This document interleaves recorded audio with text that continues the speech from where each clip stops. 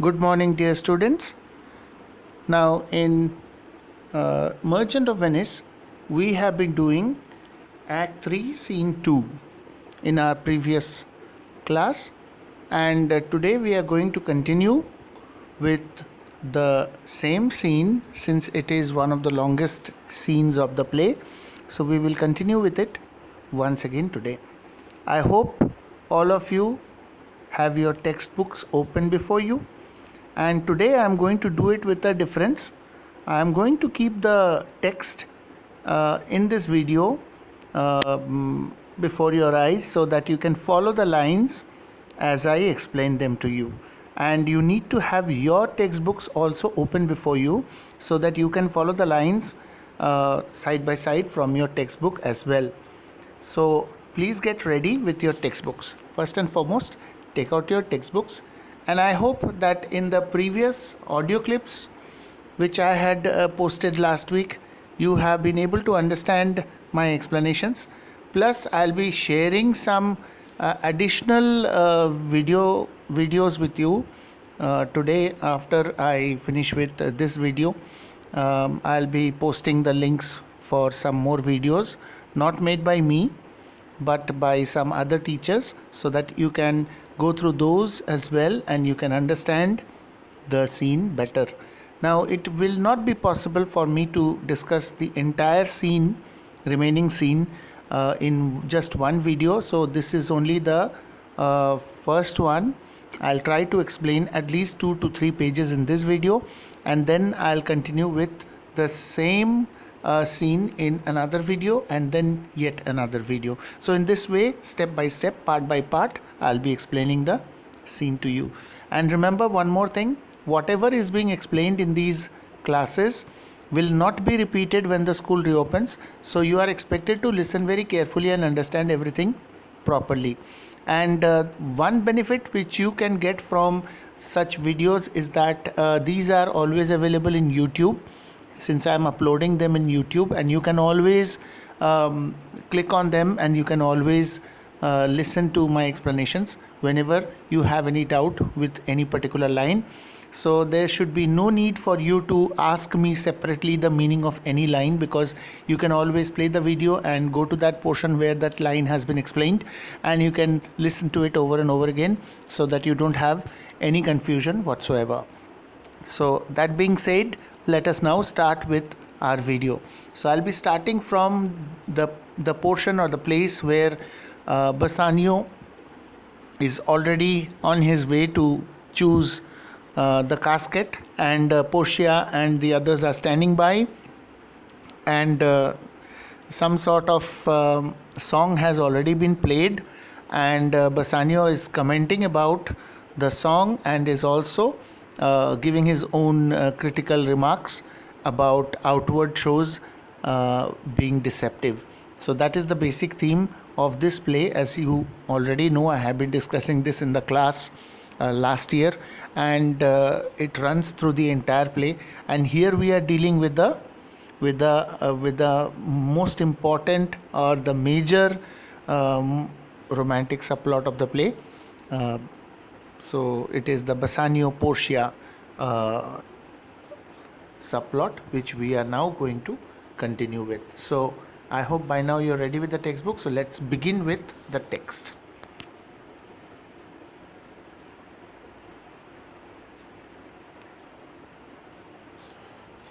So here I am. I'll be beginning from page 91 in your textbook. So I was telling you in the voice message last week about the common Elizabethan belief that there are a certain class of people who grow beards like Mars and try to put up an external appearance of courage, of valor, of bravery. But if searched inside, it will be found that they have livers as white as milk. So that is where the page, or the first line of the page, begins with that. And then I had also spoken about beauty which can be purchased by weight. I had given the example of one of my students who runs a Facebook page in which she shows how makeup can change the looks of a person. And so that part has also been explained in my previous class, so I am not wasting time with those things. And now we come directly to the place where I had stopped. I had stopped at line 100. I had explained up to the staircase of sand and how false it is, and the dangerous shore of a treacherous sea, or the treacherous shore of a dangerous sea, where you dive into the water thinking that the water is fine, and then you face bodily harm or some sort of danger or risk. So I had explained up to that much. So I'll continue from line 100. So please follow.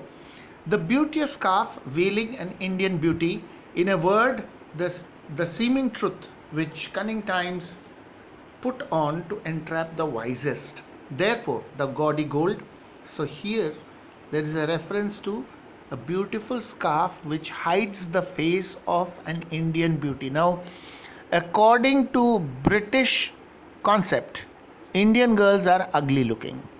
Now you may feel bad about this, but this is Shakespeare, William Shakespeare. He's writing on the basis of the belief that used to prevail in his time, in his country, and through the eyes of a British national. Maybe when we see, we may feel that they are right, but when we see with the eyes of Indians, we realize that that is not the case. Anyway, so here we have the line, so we have to accept it because it's written by William Shakespeare, that Indian girls who are ugly, they cover their faces with a beautiful scarf. As a result, you may not know what is hidden behind that beautiful scarf, because if she removes the scarf, you realize that she is ugly. And then, in a word, the seeming truth which cunning times put on to entrap the wisest. So here the reference is to okay, so here there is a reference given to that Indian concept. The Elizabethan ideal of beauty was blonde with fair skin. They thought of the dark skinned West Indians as Indians. Now here, this is a book edited by Madam Roma Gill, who is herself an Indian, though an Oxonian scholar. So this is the interpretation that she tries to give here, trying to move the focus away from India and take it to West Indies. But when India is mentioned, it can definitely mean our country. Anyway, so there is always this footnote which can provide you with the meaning, so you can go for this since it is given in your council prescribed textbook. And then lovely scarf covering the dusky face, concealing the ugliness. So that I have already explained. Now, in a word, seeming truth, a false appearance of truth, which cunning times or crafty people of the times, people who are tricky people, they try to trick us with their trickery. They try this out in order to trap us, to deceive us.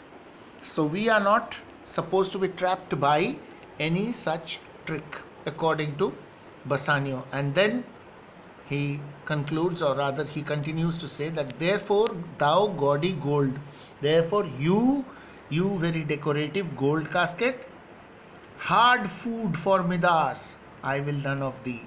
I will not accept you, the gold casket, because you wear the hard food for Midas. Now, who was Midas? I guess most of you know the story of King Midas and the golden touch. So there is a reference given here. Always read these references which are provided alongside the text. See, Midas, a wealthy king, he desired gold. He was always after wealth. So he got this curse that whatever he would touch would turn into gold. So he felt that it was a boon, but actually it was a curse, and it was cast upon him to teach him a lesson. And Midas learned it the hard way. See, since morning he went around touching things and turning them into gold till he felt hungry. And when he sat down to eat, as soon as he touched his food, the food turned into nuggets of gold. Obviously, he could not eat them. And then the little princess, whom Midas loved so much, his only daughter, she came running, and even before Midas could stop her, she jumped into his arms and immediately turned into a solid gold statue. So then Midas started crying, and then he realized what a big mistake he had made. His greed had caused him to lose his daughter. And then, when he had learnt his lesson, the curse was taken off and everything became normal once again. So, this is the story of Midas. I guess all of you have read it somewhere or heard of it. So, this is being mentioned here by Bassanio. He says that gold was the hard food for Midas, because when he tried to eat, his food turned into solid gold nuggets. I will none of thee. So I am not going to choose you. Nor none of thee, thou pale and common drudge between man and man. Nor will I choose you, silver, because you are a common metal, a pale metal. Silver is not as bright as gold, it's pale in color. And you are the common drudge. Now, common drudge, because in those days, silver was the metal used for making coins. And that's the reason why he says common drudge, because coins are passed on from one person to another. Money is never with in one hand, it keeps on passing from one person to another. So that's the reason why he says that you are a common drudge. So I will not choose you either, because you are a very common metal. Everyone uses you. And then he turns to the lead casket. He says, but thou meager lead, you are much less valuable. You are a meager metal, and you are rather threatening me than promising me anything. Ought means anything. So you rather threatenest than dost promise aught. Meaning to say, you are rather threatening me rather than promising anything to me. Thy paleness moves me more than eloquence. It is your paleness, it is your lack of shine or dullness which attracts me more than your inscription. That is what is written on you. Your eloquence is your inscription, or the line which is inscribed on you or written on you. I am not attracted by what is written in that line, but I am drawn towards you because of your dullness. And here choose I, joy be the consequence. So I choose you, I choose this casket, this is my choice, and let happiness be the result of this choice.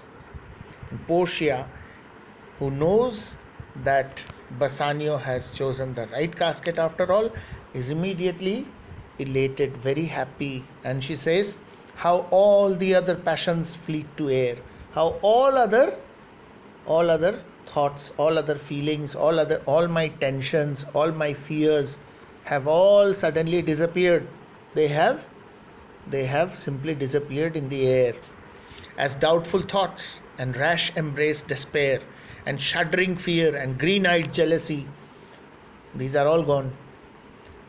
No negative thoughts remain now, whether thoughts of tension or fear or jealousy or anything of that sort, everything is gone, and I am now full of happiness. So the reference to doubtful thoughts and rash embrace despair and shuddering fear and green-eyed jealousy, these are all explained here.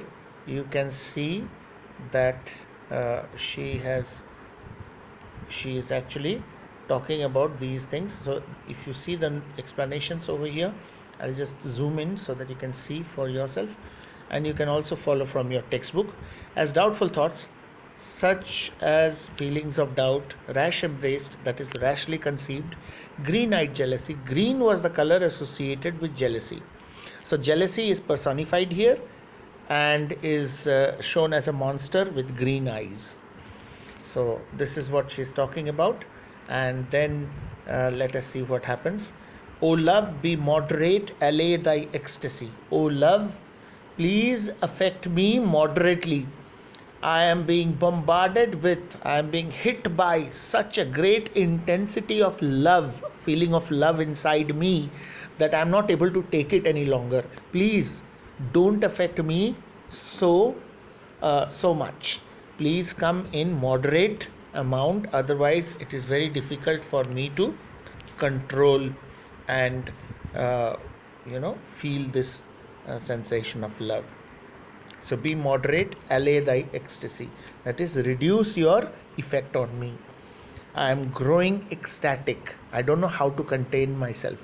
Love has suddenly affected me in such, with such intensity that I am not able to take it. It is in excess. In measure rain thy joy means the same. Please rain down upon me, shower down upon me in measured quantity. Scant this excess.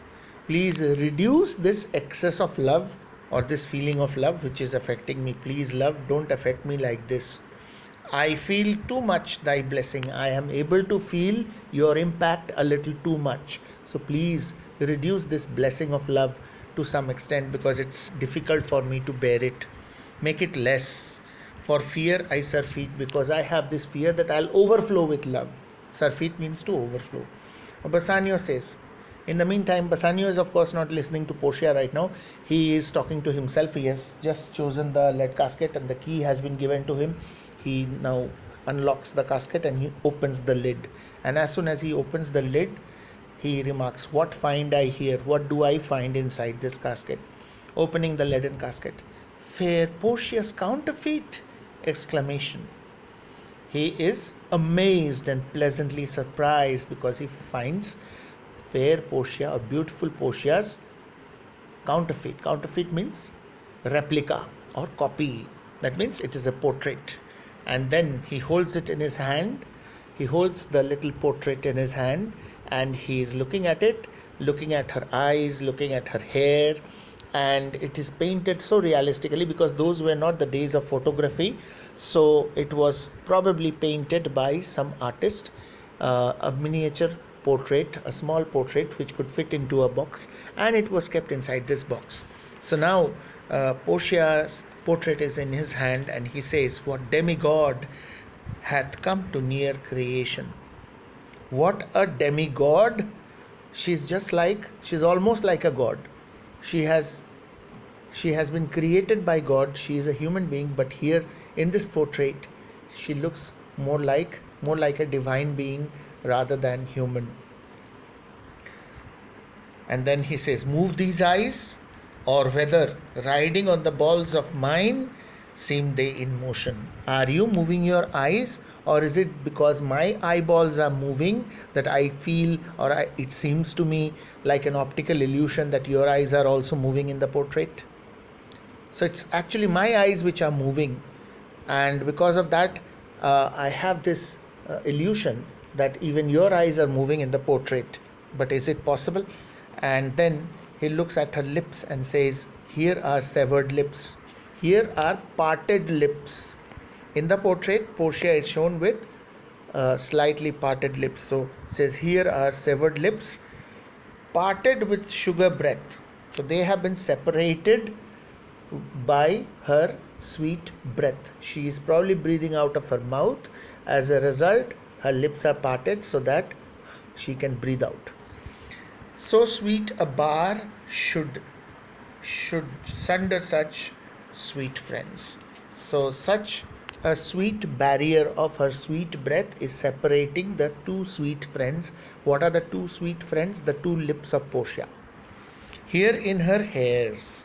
And then he looks at her hair. So first he looks at the portrait in general and he remarks that she is like a divine creature. She is like a semi-god or a demigod. Then he looks at her eyes. Her eyes seem to be moving in the portrait, which is not really happening because it's just a portrait, but he feels that they are moving, and then he realizes that because his own eyes are moving while he is watching the portrait in his hand, so it seems that her eyes are moving. Then he looks at her lips, and finally he looks at her hair, and he says, here in her hairs the painter plays the spider. Have you ever seen a spider's web? Well, Portia's hair has curls in it, and because of that, the artist who has painted Portia's locks of hair, blonde hair, he has done it so accurately that it seems that just like a spider spins its web, so also the artist has imitated the spider in painting the curly hair of Portia. So that is why this reference is being said. And hath woven a golden mesh to entrap the hearts of men. So just as a web is woven by a spider to entrap insects, so also the artist has painted Portia's golden locks of hair so beautifully that her hair can entrap the hearts of men. Young, eligible men can easily fall in love with such a beauty like Portia because of her beautiful hair. Faster than gnats in cobwebs. In fact, the hearts of men can easily get trapped in Portia's beautiful golden locks, faster than the gnats or the insects get trapped in the webs spun by spiders. But her eyes, he comes back to her eyes again. How could he see to do them? How could that artist really look into Portia's eyes and then paint them so realistically? Because anyone looking into such beautiful eyes is bound to fall in love with Portia. So how did the artist manage to do it? Having made one, methinks it should have power to steal both his. Meaning to say that by the time the artist would have finished painting one of her eyes, by looking into her eyes again and again, he would have himself fallen in love with Portia so much so that he wouldn't have been possibly able to complete the painting. But how did he manage to complete painting both the eyes? So this is what causes Bassanio to wonder and leave itself unfurnished, meaning to say that he would have ended up painting only one eye realistically, while the other eye would have been left unfinished. Yet look how far the substance of my praise doth wrong this shadow. Yet look how far the substance of my... So you see the reference. Once again, let's look at the reference. Let's zoom it up so that you can see better. Yet look, yet see to what extent the words of my praise do injustice to, doth wrong, do injustice to her portrait, her shadow. The portrait is called Portia's shadow. It's not the real Portia, it's a shadow of Portia or an image of Portia. By underestimating or underprizing it. In the same way, the portrait falls short or limps behind the original substance, that is Portia herself. So this is, I'm praising the portrait so much, but this is only a copy of or a replica of Portia. This is only the shadow of Portia. The real Portia, I'm doing injustice to real Portia by praising her portrait. I should rather stand in front of her and praise her beauty directly. She is right there. Then why am I wasting my time over here? Then he says, here's the scroll.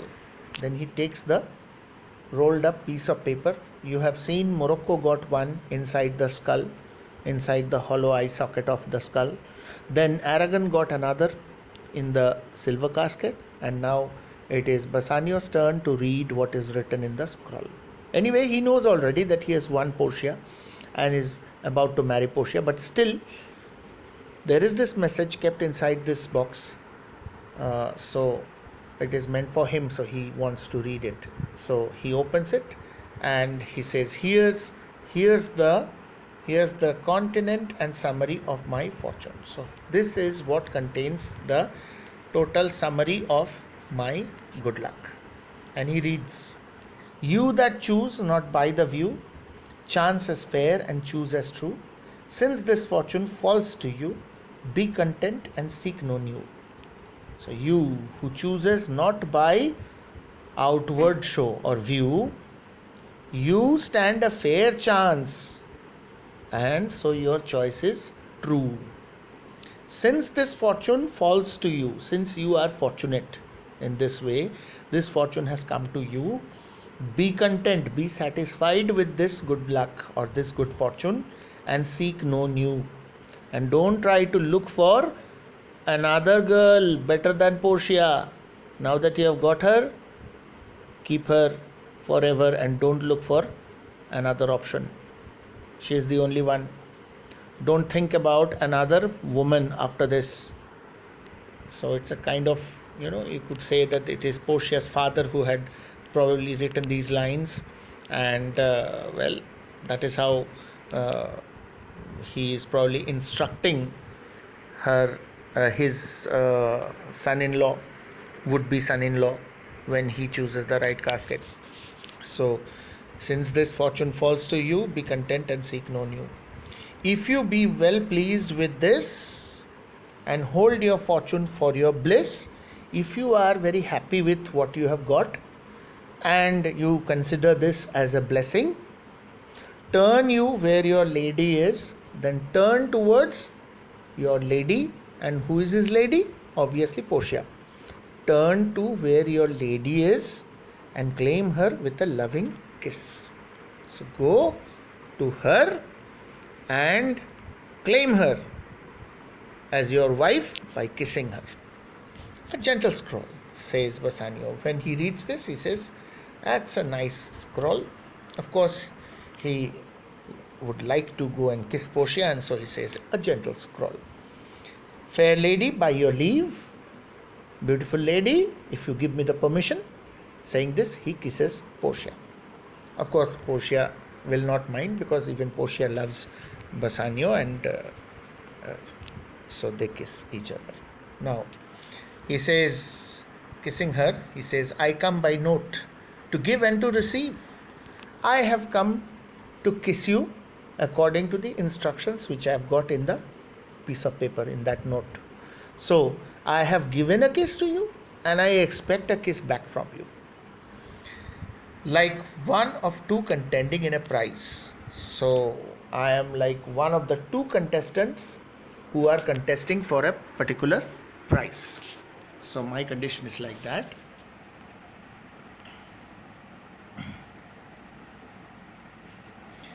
That thinks he hath done well in people's eyes, hearing applause and universal shout. So what happens when two contestants are fighting or competing with each other for a prize, and then suddenly people start shouting or cheering? He starts thinking, have I won? Have I really managed to win this contest? Hearing applause and universal shout, when he hears people shouting, clapping, giddy in spirit, okay, giddy, his mind, his brain, everything is swinging, still gazing in a doubt whether those peals of praise be his or no. He's not sure at first. After winning the competition, the very moment he wins and the people start cheering, he looks around, looks at the people and tries to get hold of the situation. Are they clapping for me? Have I really won?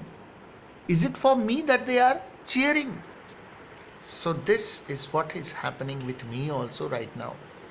I have just won a competition, it seems, and so much of happiness is gradually dawning upon me, and I am able to realize little by little that it is all for me, that I am the winner. So thrice fair lady, so dear lady, you are 3 times more beautiful than anyone else. Stand I even so. I am also standing before you with such a feeling. Not very sure, as long as you don't endorse it with a kiss. This is an amount of naughtiness, you can say, Bassanio is doing.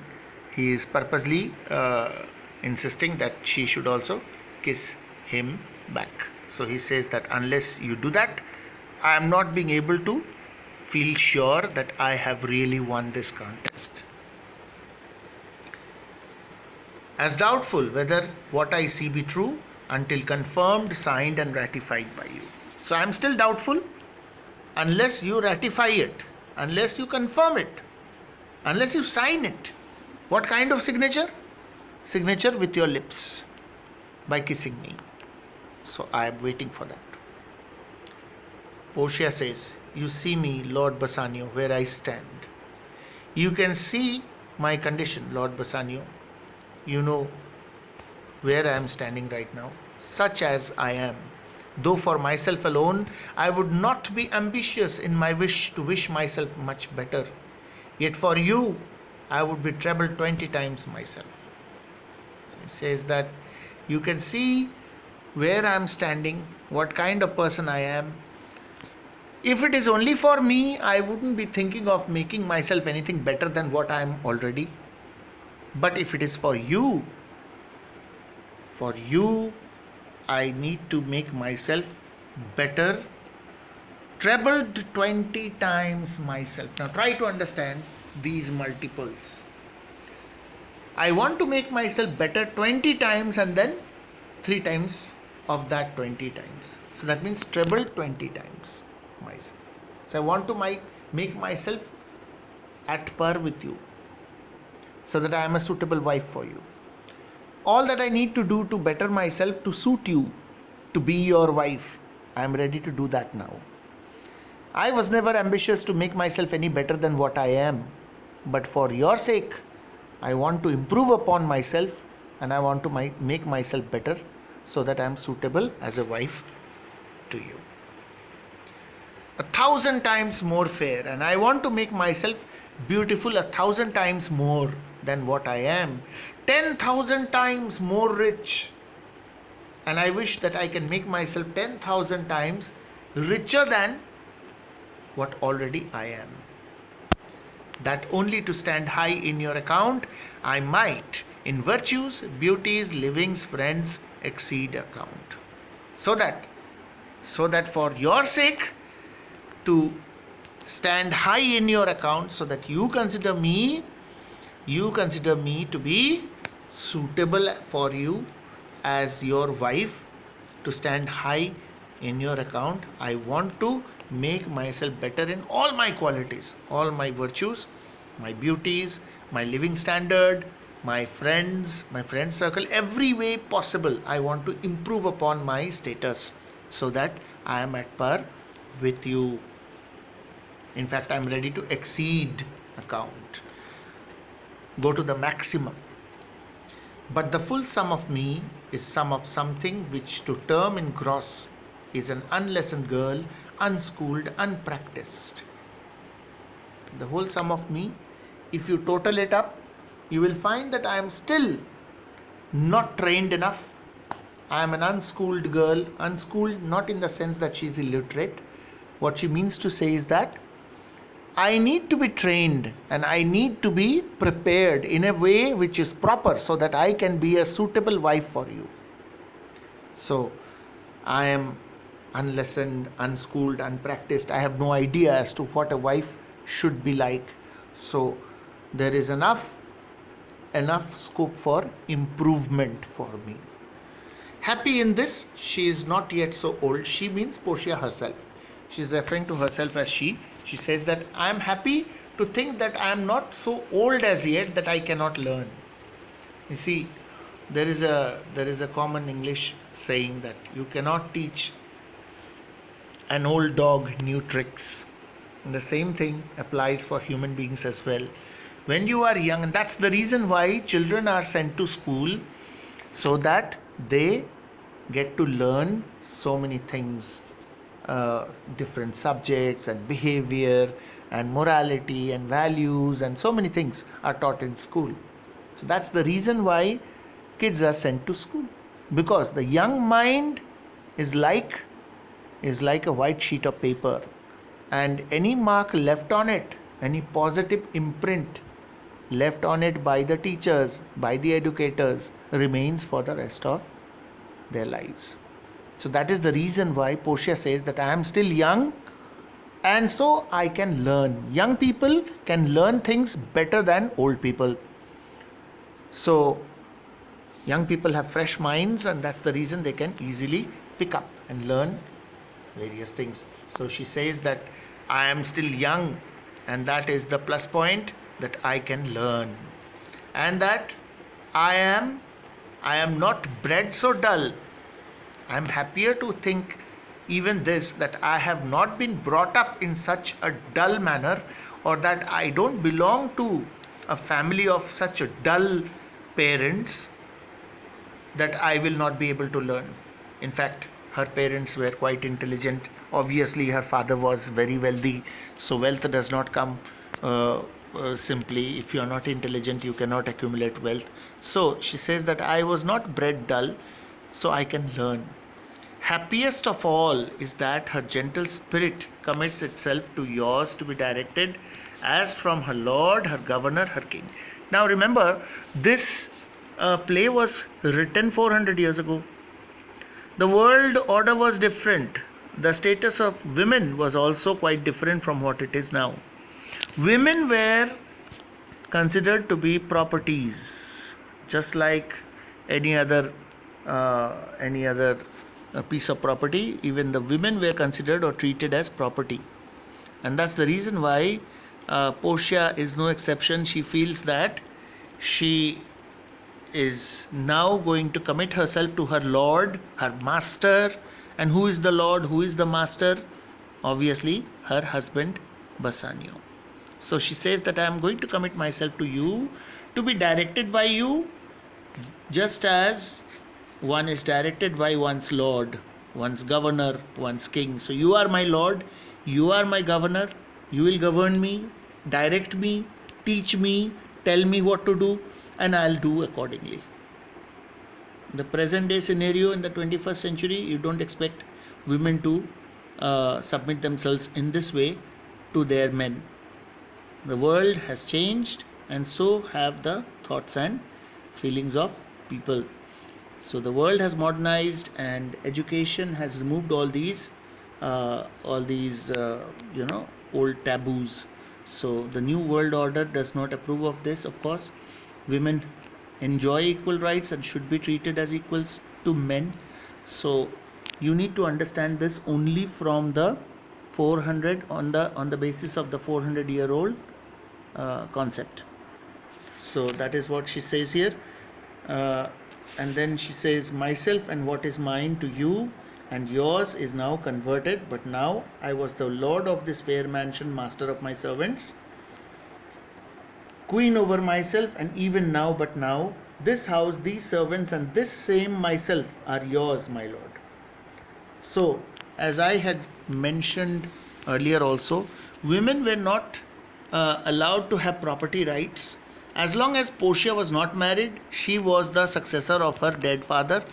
But now that Bassanio has already won her through the lottery of the caskets, now Portia hands over everything verbally, and eventually it will be a physical handover of all these things to Bassanio.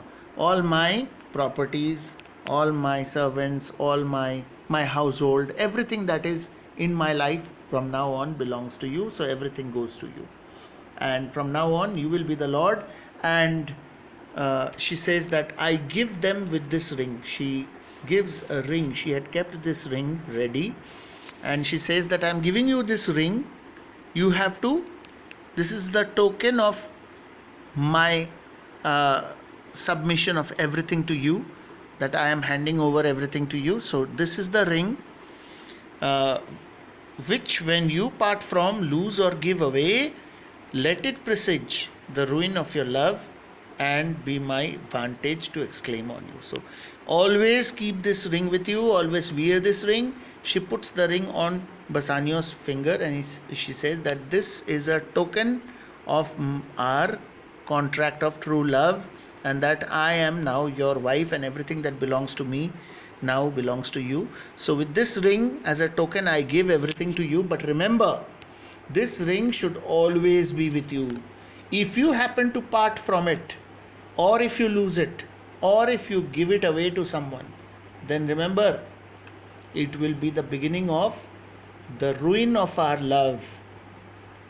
It will only prove that you don't love me, and it will give me enough reasons to exclaim on you, or to find fault with you and to question you.